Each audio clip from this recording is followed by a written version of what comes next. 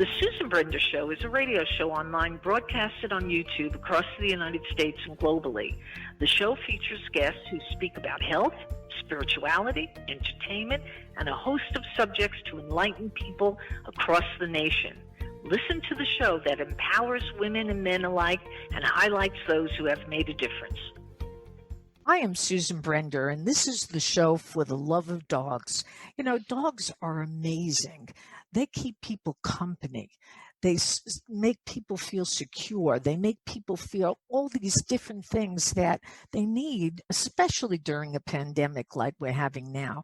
You know, imagine yourself all alone in your home and all you're doing is getting online, and all of a sudden a dog comes up to you, it snuggles with you and makes you feel just wonderful.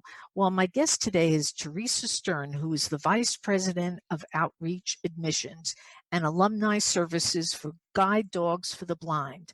She has worked in the field of blind rehabilitation for the last 20 years, including at the Lighthouse for the Blind in San Francisco, as a rehabilitation teacher and a director of its Enchanted Hills Camp. I want to welcome to the Love of Dogs, Theresa Stern. Thank you. It's wonderful to be here. You know, Theresa, let's talk a little bit about how you got involved in this organization. What was it about, working with guide dogs for the blind? Because it must be so satisfying and the feeling must be terrific for you. So I would like to understand a little bit how you got involved. Absolutely. You are right. I am super lucky to have a job that I love. Well, I got involved. I'm visually impaired myself. I'm legally blind and have been since birth. And I was always interested in getting a guide dog, but didn't know very much about it. And then in my early 30s, I learned more about it and got my first guide dog. Her name was Blossom, a beautiful yellow lab.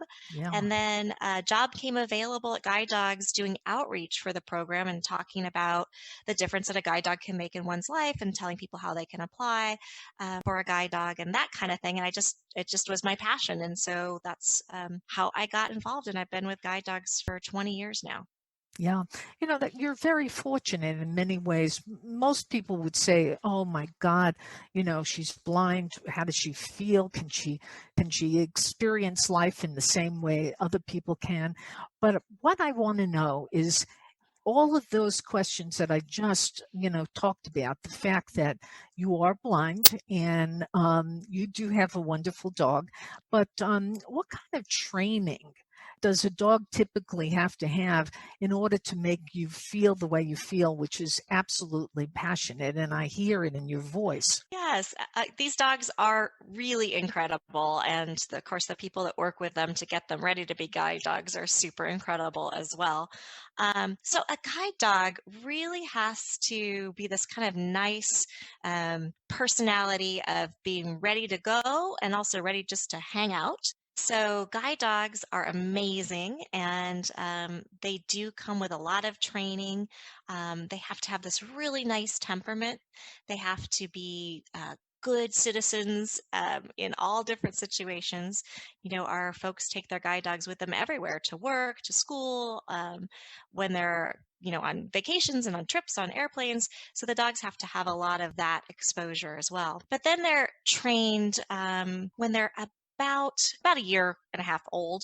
They come back to us for a training, and that's when they really get sort of the more formalized training for the guide dog. So it takes about 12 weeks, and the dogs are taught to walk around obstacles, to stop at changes in elevation like stairs, to stop for street crossings, and and also to take directions, right, left. Person who's working with the guide dog actually has to know where they're going, and they direct their dog, and the dog gets them there safely. So it's really teamwork. Yeah. There are people that are called whisperers. They have like an intuition about the dog that they work with. Is that what the dog does? Does he have or she have an intuition about what you need and, developing a relationship with you that is out of the ordinary? Because needless to say, there are things you want to do and you can't do because you can't see. But with the dog and the dog's kind of information that it gets from you, and I'm talking about intuitively, what does it take to get a dog to understand the person who owns it? That's a great question. The relationship between person who's visually impaired and their guide dog is super strong, and it takes work, just like any relationship. So as you're first getting to know your dog, for our school, people come in and they stay for a couple of weeks and learn how to work with that dog and really get to know that dog. So you're really spending a lot of time together, a lot of quality time together, so that you're able to read one another. And being very consistent. So, whenever the dog does something good, you're always rewarding them. So they really start to see you as their partner. And then as time goes by, it is pretty amazing the stuff that they can pick up on over time. So, it takes a while, just like any strong relationship. But once you're together, you're almost like, you're like soulmates for sure. And I do feel like sometimes my dogs know what I want or what I'm interested in before I'm even sure. So it's an incredible relationship. It really is. Yeah. We're going through a very tough time right now with the coronavirus, and a lot of things are closed, and a lot of things are really changing our lives. But do you continue to do all the teaching and the helping that you can with your dog? Is your facility opened, and can people come in and can they volunteer? What is available for people today during this pandemic? Yeah, that pandemic has really been just such a tragic and horrible thing. We are back serving people, which is great. Just smaller classes so that there's less exposure. And so we're slowly working on getting folks served. But we're hoping with the new vaccine out that soon we'll be able to get back to our sort of regularly numbers of getting folks out, because right now we have a couple hundred people on our waiting list waiting to get a guide dog, and some people have had guide dogs in the past, and so it's really hard to go on with life without a guide dog. So I think we're really looking at how we can start serving people even faster as things open up more. But There yes, you it's go. been a very difficult time for all of us. I hear you. Now, tell me a little bit about your volunteer puppy raisers and what their role in training a guide dog is. Well, the puppy raisers are essential to everything we do. We couldn't do anything without them. So our puppy raisers will take one of our dogs. We breed all of our own dogs through our program, and when the dogs are about 8 weeks old, they go to one of our volunteer puppy raisers. And all of the volunteer puppy raisers belong to puppy raising clubs, and all those clubs are overseen by staff. So it's all very well connected. And basically, the role of the puppy raiser is to take that little crazy smooshy puppy that wants to chew on your socks and shoes, and turn them into sort of a responsible, loving partner. And so they so dedicated. It's crazy how much work they put into each one of these puppies. And then when the dog is a little over a year old, then they return the dog back to our campus where they're trained to do the more specific guide work. So it's an amazing, really just like an amazing gift that these puppy raisers are giving. Where is your facility? Are there You have your facility, and I don't know exactly where it is, but are there other facilities which are doing the same thing that you're doing? But tell our audience a little bit about your particular facility, if you will. Yeah, absolutely. We're guide dogs for the blind, and we were established in 1942. Our main headquarters is in San Rafael, California, which is just a bit north of San Francisco. And then we have a sister campus in Oregon, a little bit outside of Portland. So we have those two campuses, but we serve people from all over the US and Canada. And we're the largest program. There are about 10 other schools in the US who do similar work with training dogs for people who are visually impaired. Yeah. What about kids? Now, the reason I'm asking you about it, and I mean, not little kids, I'm talking about maybe teens. Would they be good puppy raisers as well?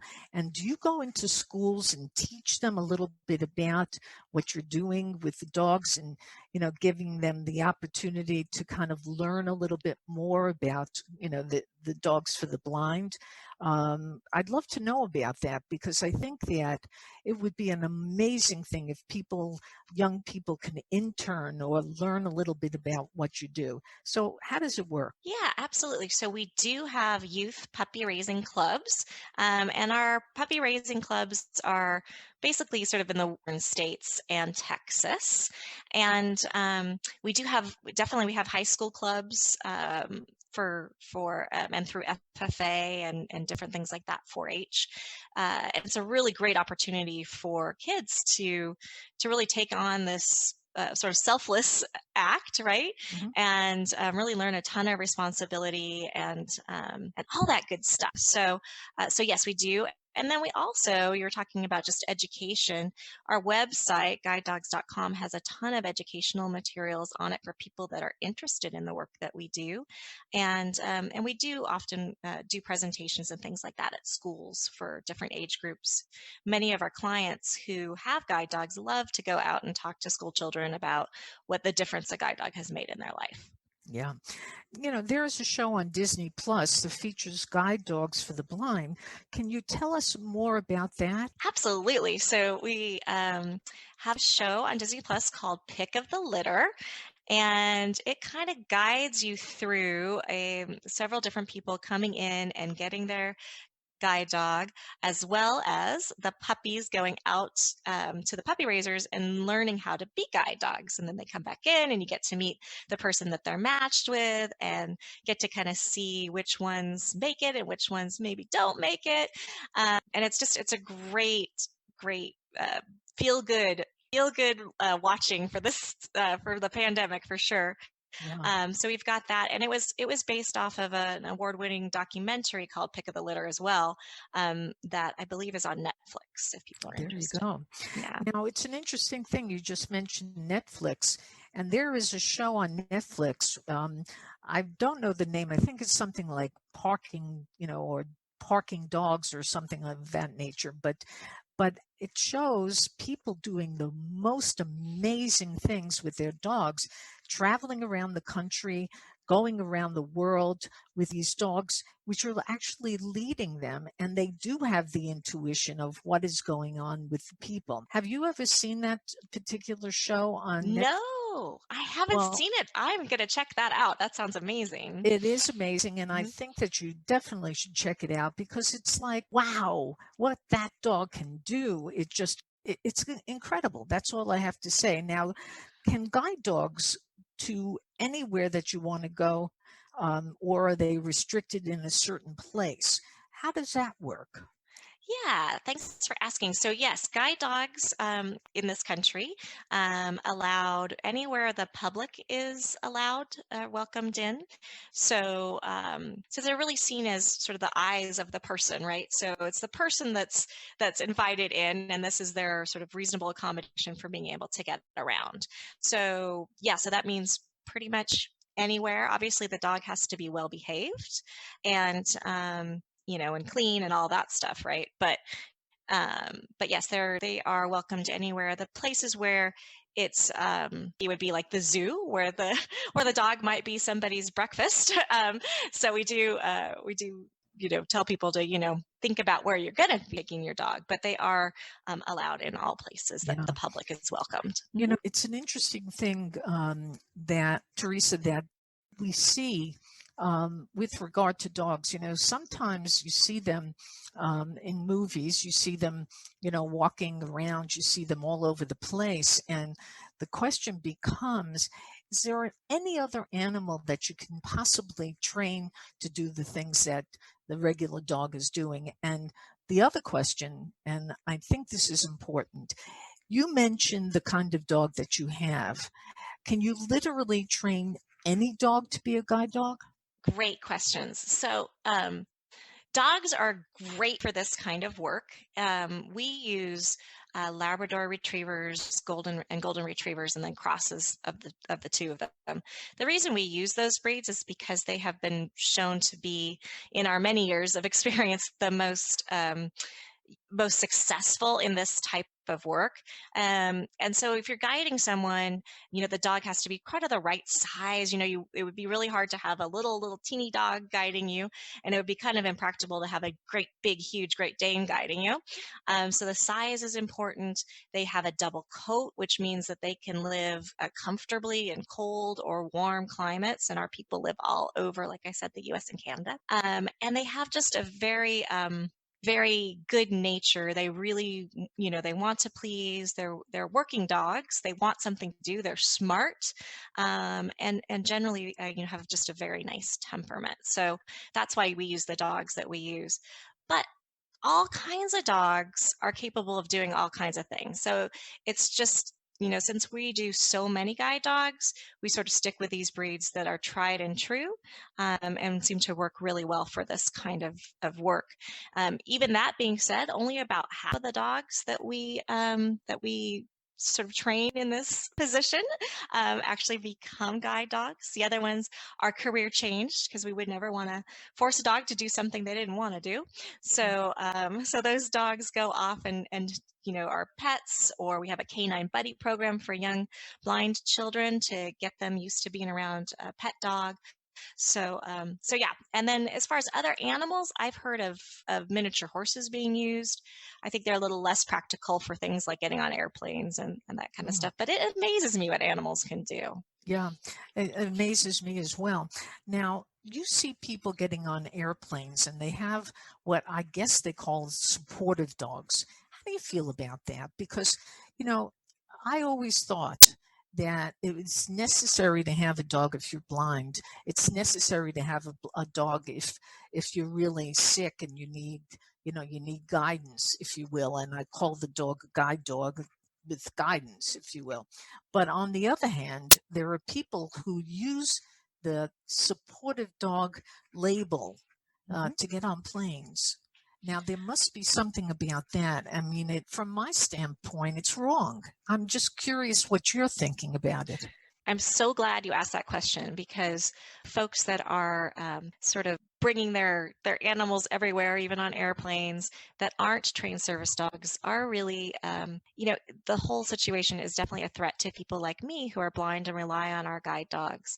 The dogs that are trained service animals have been trained to be on airplanes. They're comfortable in all kinds of situations, where these emotional support animals might be somebody's pet that they're just trying to, get to Albuquerque without having to pay the pet fee. That becomes a problem for us. Both the dogs can become aggressive towards our dogs, and also I think the public starts to kind of mix up in their head what's really allowed, and we don't want people to get burnt out on dogs acting poorly in the public, which could then make people want to change the laws that protect service animals. And luckily, the Department of Transportation just came out with a ruling a couple weeks ago where only service animals will be required to be allowed on airplanes accompanying their person. So no more emotional support animals on airplanes. Those animals will have to come on as pets. I'm pretty happy to hear that, because every time I see it, it kind of aggravates me. I'm a host of a show, but nevertheless, I'm a person. And when I see that happening at the airport and I see these people with these dogs, and there's one more thing that I'm curious about, even though it doesn't really impact you, but you do see people putting dogs in carriages. I mean, that seems to me to be the most ridiculous thing, because you want the dog to get its exercise. What's your thoughts about that? That is just the funniest thing. Yeah. dogs really need exercise. And, one of the issues we have in America, not only with us people being a little overweight, are dogs, and it really can shorten the lifespan of a dog if they have a weight problem. And it's also their way to explore. When a dog is out sniffing and walking around, that's really getting their brain activated. And that's going to be a much, much happier, more well-behaved dog inside. It's getting its time outside. So I don't understand the carriage thing. I don't think a lot of other people, they wouldn't disagree with you. I think they're right on the same page as you and I, because every time I see that, I say, oh my God, what people are doing now, it's just incredible. So that leads me to asking you, is there anything else about guide dogs for the blind that you would like our listeners to know? I'm sure there's a lot. So let our listeners know what you think. Well, there's a couple things. I think, if you're interested in guide dogs, go to our website, guidedogs.com. We are a nonprofit organization. We don't charge anything for our services, and we don't get any funding from the government. So we're always looking for volunteers and donors, and also looking for people who might be interested in getting a guide dog. So if you go to guidedogs.com, and then you can check it out there, or you can call our 800 number, 800-295-4050. And then one other thing I'd like to kind of put in everybody's hat to think about during this pandemic time is, it's been very hard for folks who are visually impaired, both using a cane or using a guide dog, with the social distancing and the marks on the grocery store floors as to where you're supposed to stand. And everybody's a little bit tense right now. So we've definitely had, people treated kind of poorly by the public. So just remember to be kind, and if you see somebody struggling with some of these types of situations, trying to find the line and that kind of thing, be kind and open and help each other out. That's a great way to finish this show. And I think we need to tell people again, this is a very important subject, that is working with dogs for the blind. People who are blind really need the kind of assistance that they can get. And with that said, I want to thank Theresa Stern for talking all about the guide dogs for the blind, and letting you know all about the programs. And as she said, she's in California, but there are places all around the country, and look for them. And if you can help them in any way, I'm sure they would appreciate it. So thank you, Theresa, for being on The Love of Dogs. It has been wonderful talking to you. Absolute pleasure. Thank you.